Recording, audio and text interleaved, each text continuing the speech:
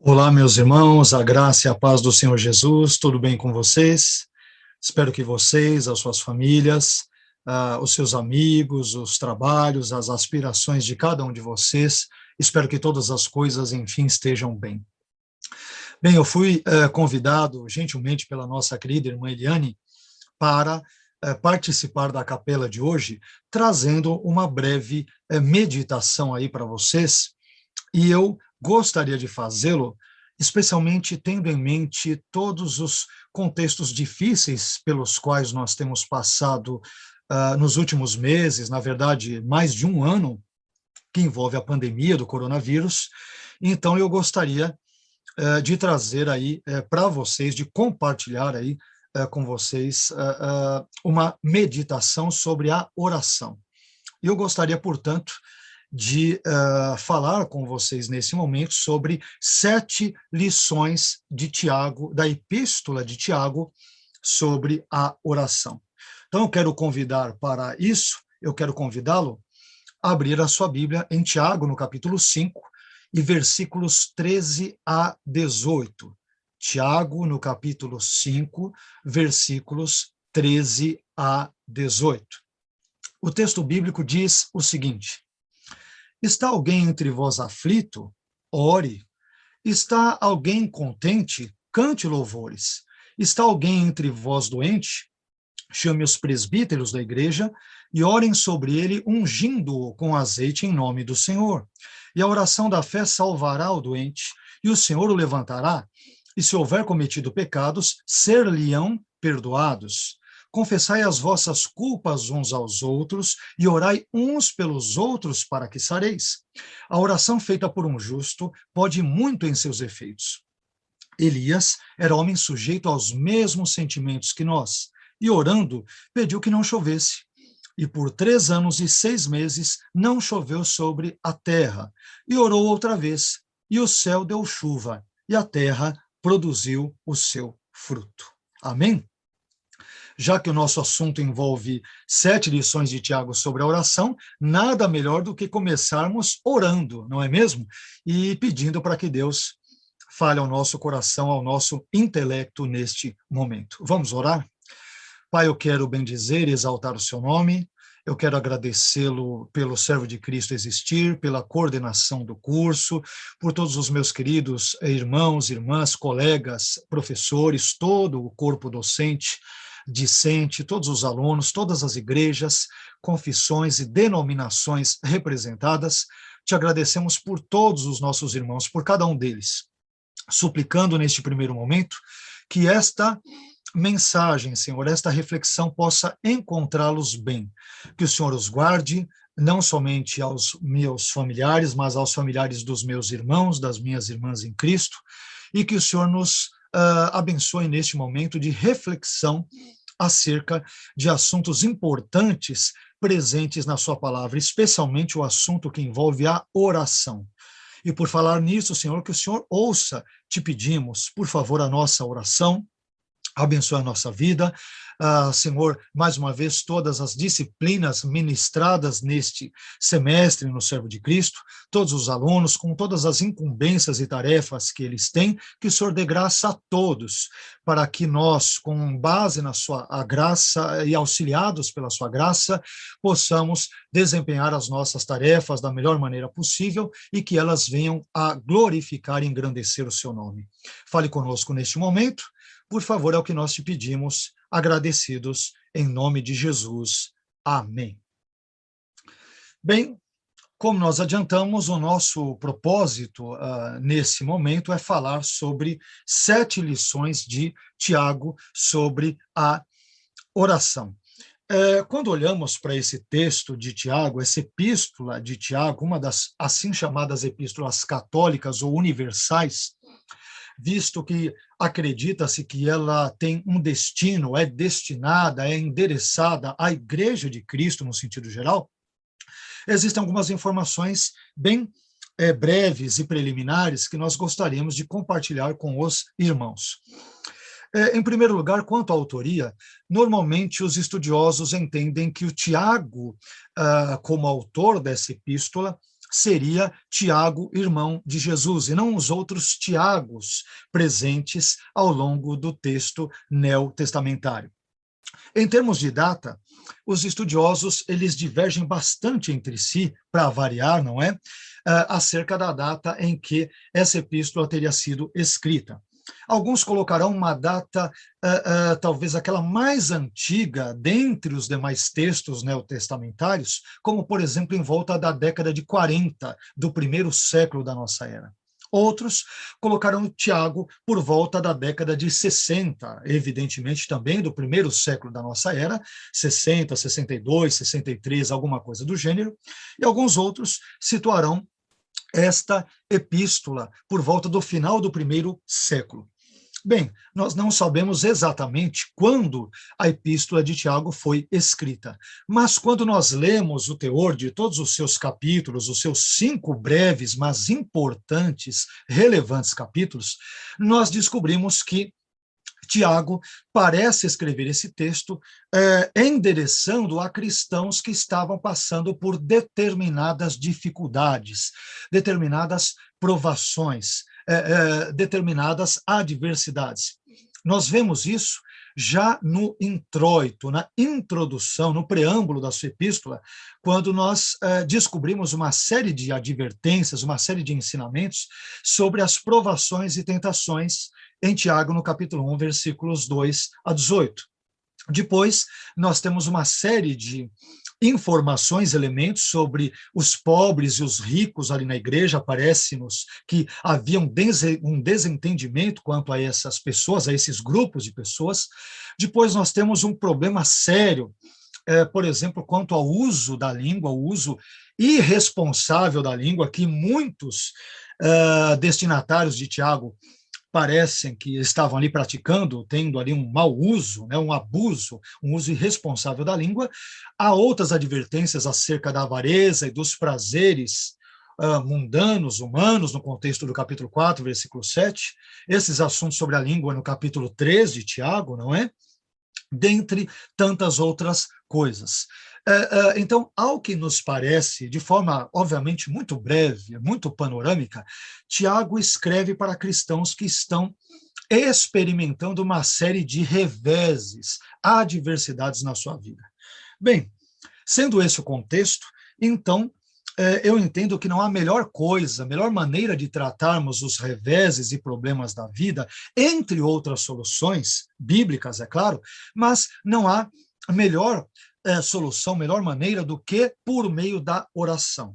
Então, é dentro desse contexto de adversidades, de problemas, de vicissitudes da vida, que Tiago, ele, no contexto que nós lemos aqui do capítulo 5, versículos 13 a 18, quase caminhando para o final da sua epístola, ele vai abordar algumas lições importantes que eu quero brevemente compartilhar, quero compartilhá-las, dividi-las com vocês. A primeira lição que eu aprendo, meus irmãos, nesse texto que lemos de Tiago 5, versículos 13 a 18, sobre a oração, é a seguinte: a oração é uma das melhores válvulas de escape que há para as pessoas aflitas.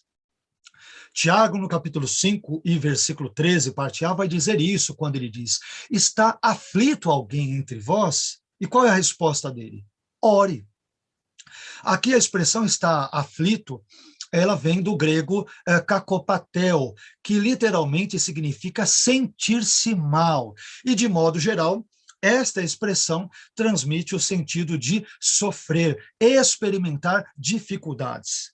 Em momentos difíceis como este que eu e você estamos experimentando, com a pandemia, com salários muitas vezes reduzidos, com portas de comércios, de empresas, de fábricas fechadas, com familiares, amigos, muitas vezes hospitalizados neste exato momento, a melhor maneira de nós reagirmos diante disso, conforme os instrumentos que Deus mesmo nos dá e nos disponibiliza, entendo eu que seja a oração. Em momentos de dificuldades tão grandes e profundas como as que nós experimentamos, né, irmãos, oremos.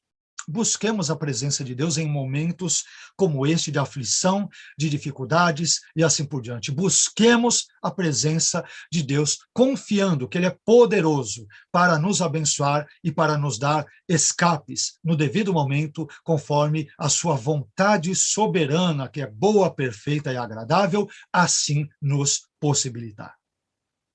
Mas uma segunda lição que nós também encontramos sobre a oração no texto de Tiago, no capítulo 5, é a seguinte: a oração deve ser o primeiro recurso a ser usado em situações difíceis. Veja o que diz o versículo 14, Tiago 5,14. Está doente alguém entre vós?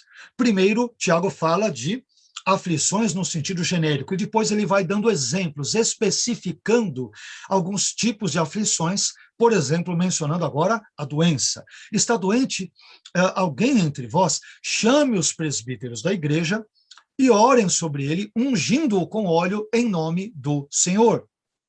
Aqui, a expressão está doente, ela vem do grego asteneo, que significa estar doente ou enfermo, estar fraco.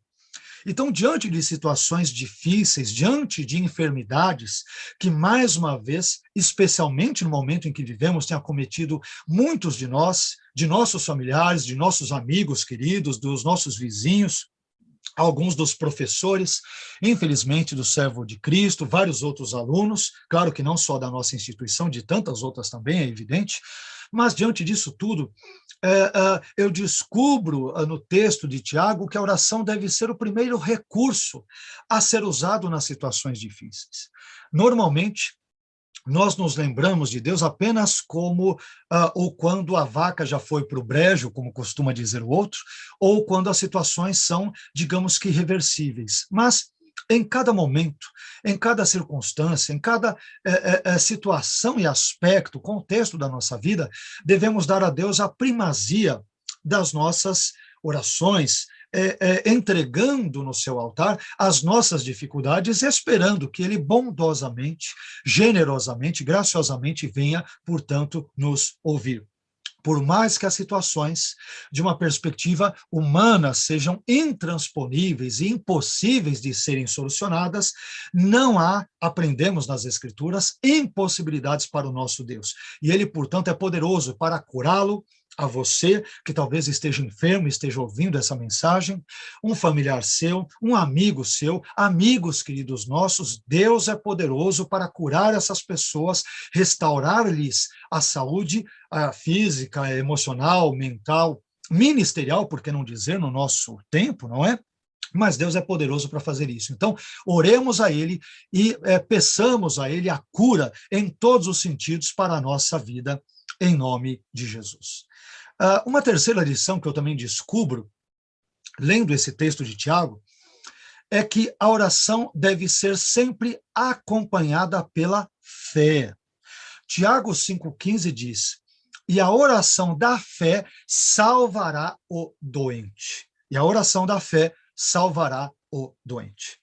É muito importante isso, porque dizermos isso, até uma questão muito óbvia, né? Uma oração da fé, é muito importante nós dizermos o óbvio, porque vivemos numa época, meus irmãos, vivemos em tempos muito difíceis, onde o tal do chamado ateísmo cristão, por exemplo, essa expressão é paradoxal, né? Como que pode uma pessoa ser cristã e ateia ao mesmo tempo? Isto é, ele em tese crê em Cristo, aparenta crer em Cristo, pelo menos nominalmente, mas não tem uma vida condizente com tal tipo de fé, com esse arcabouço doutrinário ou conceitual que envolve a sua teologia, o seu sistema teológico, dogmático, doutrinário e assim por diante. Isto é, muitas vezes dizemos que cremos em Deus, mas na prática não exibimos uma vida de fé, não depositamos uma fé viva, vibrante, real, sincera nele, na palavra dele, no poder dele, crendo que ele seja poderoso e é poderoso para nos curar e nos abençoar. Então, quando orarmos a Deus, que oremos com fé, confiantes nele, na palavra dele, nas respostas que ele poderá nos dar, se ele assim desejar. Deus é poderoso para nos atender, mas que Deus nos dê graça para orarmos a Ele, para o buscarmos a Ele, a sua palavra, as respostas às nossas, muitas vezes as nossas angústias humanas, as nossas angústias existenciais, que Deus nos ajude a buscá-lo com fé. Que a fé encha o seu coração nesse momento em que você ouve essa palavra, uma vez que a fé vem pelo ouvir e o ouvir da palavra de Deus. Então, que a fé preencha cada momento, cada parte, cada departamento da sua vida, mais uma vez, em nome de Jesus. Uma outra lição que eu aprendo, meus queridos, uma quarta lição, separamos 7 lições, uma quarta lição sobre a oração é a seguinte: a oração deve ter como um dos seus principais alvos o nosso próximo. A oração deve ter como um de seus principais alvos o nosso próximo. Tiago 5, no versículo 16, parte A, diz: orai uns pelos outros. É importante falarmos sobre isso, sobre essa oração intercessória, ou como eu preferiria denominá-la nesse momento, uma oração altruísta, porque como nós experimentamos muitas dificuldades, e nós temos reiterado isso, não é novidade para ninguém, ao longo desse contexto pandêmico em que nós vivemos, mas diante desse momento, desse contexto tão difícil, somos muitas vezes propensos a sermos individualistas, narcisistas, egoístas, egocêntricos na nossa vida de oração. E pensamos apenas em nós, em nossos familiares, mas muitas vezes nós acabamos nos esquecendo de outras pessoas, do nosso irmão que muitas vezes está passando por situações inclusive mais difíceis do que as nossas. Mas eu aprendo com o Tiago que mesmo passando por dificuldades, eu não posso pensar apenas no meu umbigo, eu também devo pensar no meu irmão, na minha irmã em Cristo, que também pode estar passando e muitas vezes está experimentando dificuldades maiores, mais complexas, mais difíceis do que a minha. Oremos uns pelos outros, pensemos não apenas em nós nesse momento difícil, mas pensemos também nos nossos irmãos em Cristo, em outras instituições de ensino teológico que talvez fecharam as suas portas porque não conseguiram suportar todas as dificuldades resultantes, né, que acompanharam, por exemplo, a pandemia do coronavírus. Não nos esqueçamos de orar, não apenas por nós, mas também por outros, irmãos e irmãs em Cristo, pelo nosso país, por que não dizer, pelas autoridades constituídas, como Paulo nos lembra em Timóteo, e assim por diante. Oremos uns pelos outros, é a palavra de ordem aqui presente em Tiago 5. Depois, em quinto lugar, uma quinta lição que nós aprendemos aqui sobre a oração é a seguinte: a oração deve ser reconhecida como algo eficaz, algo eficaz. Tiago diz, no capítulo 5, versículo 16, parte B, a oração feita por um justo pode muito em seus efeitos. É claro, meus irmãos, que a nossa oração, ela não pode muito em si mesma. A nossa oração, ela não é poderosa em si mesma e de si mesma.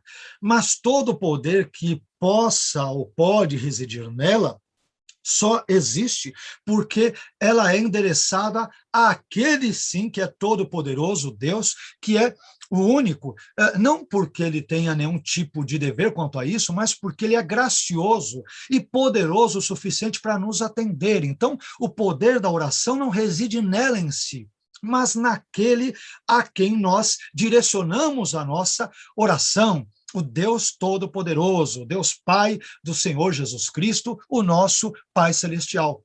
Então, oremos e acreditemos que Deus é poderoso para ouvir a nossa oração, que as nossas orações não são milagrosas de si mesmas e por si mesmas, mas ao serem concentradas e direcionadas a um Deus que pode fazer todas as coisas, então as nossas orações certamente poderão ser ouvidas, não porque Deus tem a obrigação de atendê-las, mas porque Ele é onibenevolente, Ele é gracioso, Ele é bondoso, Ele é compassivo, e, portanto, Ele pode ouvir as minhas e as suas orações em nome e para a glória do seu Filho, Jesus. Esse quinto elemento, esta quinta lição, nos conduzirá a uma sexta e penúltima lição, presente, mais uma vez, evidentemente, no texto de Tiago. Nós também aprendemos uma sexta lição, que é a seguinte: a oração não é um privilégio de poucos, mas está à disposição de qualquer pessoa. O versículo 17, a meu ver, enseja esse princípio, esta lição. O versículo 17 diz: Elias era homem sujeito aos mesmos sentimentos que nós, e orando pediu que não chovesse, e por 3 anos e 6 meses não choveu sobre a terra. Eu aprendo, meus queridos, com isso, que a oração não é privilégio apenas de uns poucos iluminados. Não é um privilégio apenas de pastores, de teólogos, de pessoas que talvez tenham muito tempo de igreja, de pessoas que talvez orem de madrugada, porque, como nós costumamos, muitas vezes, dizer de forma equivocada que de madrugada a fila é menor, não é isso? Quando nós oramos no monte, Deus parece que nos ouve de uma forma mais especial. E, obviamente, meus irmãos, nós não estamos criticando em si a oração de madrugada, a oração nos montes, nos vales, em quaisquer outros lugares ou contextos. Mas estamos dizendo que Deus não está limitado a nos ouvir apenas nestas circunstâncias e situações ou lugares. E eu aprendo, portanto, não somente esses elementos, mas além deles, aprendo que Elias, que foi uma pessoa que Deus usou com grandes milagres, com grandes feitos, obviamente aí realizados por intermédio da graça, da ação de Deus, da intervenção divina, mas Tiago nos ensina que nós não somos melhores, mas também não somos piores do que Elias. E Elias era um homem sujeito aos mesmos sentimentos que nós. A expressão grega homoiopathes, né? Homoiopathes. Os mesmos sentimentos, os mesmos sofrimentos, as mesmas paixões, os mesmos problemas eventuais, existenciais que Elias tinha, nós também temos. Mas o Deus que o ouviu e fez com que não chovesse durante 3 anos e 6 meses, depois ele ora de novo e a chuva vem mais uma vez, é o mesmo Deus que pode ouvir a minha e a sua oração. Deus não ouve apenas teólogos.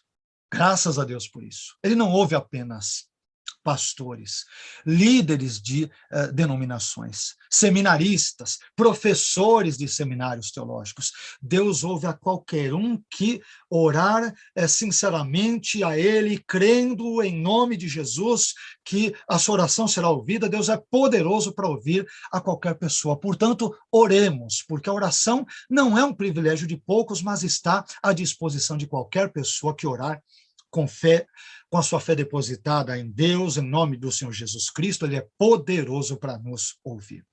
E, finalmente, meus irmãos, uma sétima e última lição que eu aprendo nesse texto é que a oração deve ser feita muitas vezes com insistência e perseverança. A nossa oração deve ser feita muitas vezes com perseverança.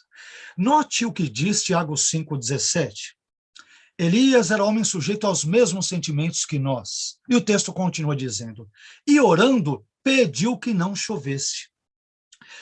Essa expressão, orando pediu, ela vem da expressão grega proseuxato, que significa literalmente, com oração ele orou. O que muitos estudiosos, exegetas, intérpretes desse versículo, dessa expressão grega, tem entendido que aponta, portanto, para uma oração que é insistente, é perseverante, uma oração reiterada, né, em Deus, suplicando-lhe as suas bênçãos, a cura e as demais situações mencionadas no contexto imediato do capítulo 5 de Tiago.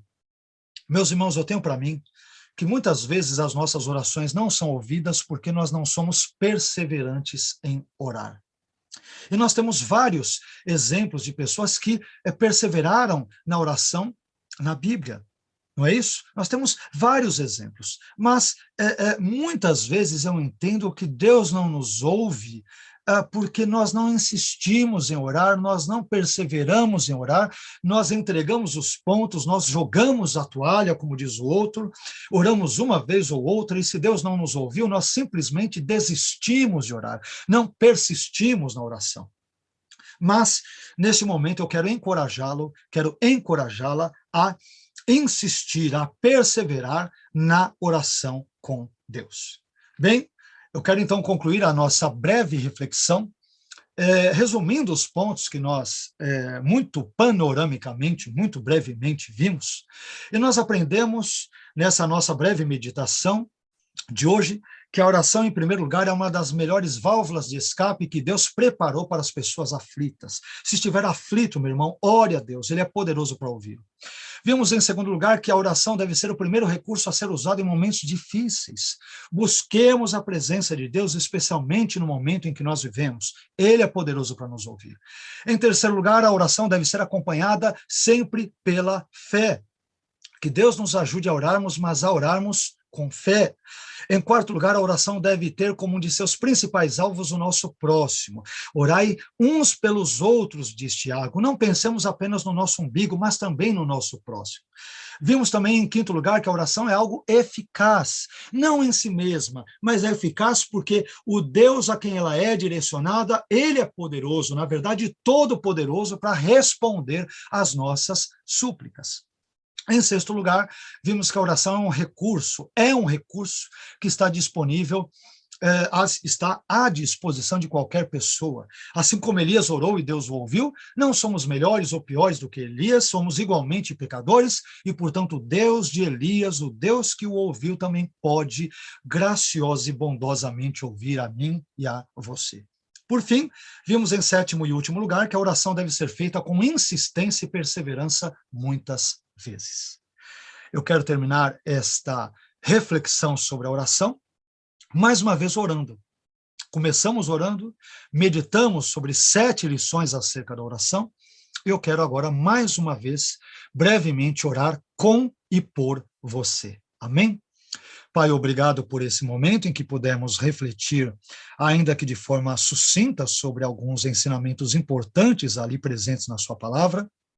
Espero que esta mensagem, estas orações feitas encontrem os meus irmãos bem, a eles, os seus familiares, os seus amigos, e que, Senhor, assim como nós acabamos de ver nesta nossa reflexão, nesta nossa breve meditação, o Senhor é poderoso para nos ouvir. Portanto, Pai, que o Senhor abençoe a vida desse irmão, dessa irmã que esteja passando por dificuldades agora, físicas, Senhor, emocionais, ministeriais, profissionais em todas as áreas e setores da vida dos meus irmãos, que o Senhor possa abençoá-los, a eles, os seus familiares, os seus amigos, aqueles que eventualmente estiverem acamados num leito de hospital, talvez, Senhor, ali afetados pela Covid ou por qualquer outra enfermidade ou outras comorbidades, que o Senhor visite essas pessoas, as abençoe e que o Senhor possa curá-las. O Senhor é poderoso para curá-las e para restaurá-las. Abençoe os meus irmãos, abençoe, por favor, as minhas irmãs, abençoe ao Seminário Teológico Servo de Cristo, mais uma vez com todo o seu corpo docente, discente, a coordenação, e que o Senhor nos ajude a enfrentarmos essa pandemia durante o tempo em que ela ainda irá se prolongar, com fé no Senhor, buscando a sua presença, confiando na sua palavra e nas suas promessas, sabendo, Senhor, como Paulo disse, que nós sabemos em quem temos crido e sabemos que o Senhor é poderoso para guardar o nosso depósito até aquele dia. Abençoe-nos, fique conosco, por favor, e esteja com cada um dos nossos irmãos e irmãs, hoje e sempre, em nome e para a glória de Jesus. Amém. Amém, meus irmãos? Que Deus abençoe a vida de cada um de vocês e até um próximo encontro, se o nosso bondoso Deus assim nos possibilitar. Deus te abençoe, boa semana, fique com Deus. Até mais.